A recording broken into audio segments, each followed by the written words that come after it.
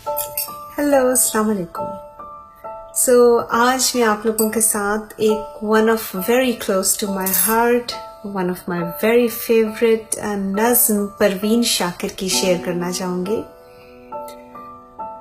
निगाहों के तसादुम से अजब तकरार करता है, यकी कामिल नहीं लेकिन गुमा है प्यार करता है।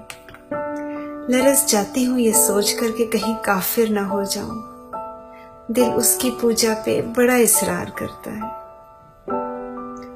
उसे मालूम है शायद कि मेरा दिल है निशाने पर, लबों से कुछ नहीं कहता, नजर से वार करता है।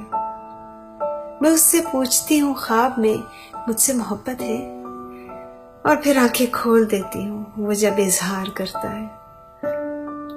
So hope you guys like it also. चलिए फिर मिलते हैं। टाटा।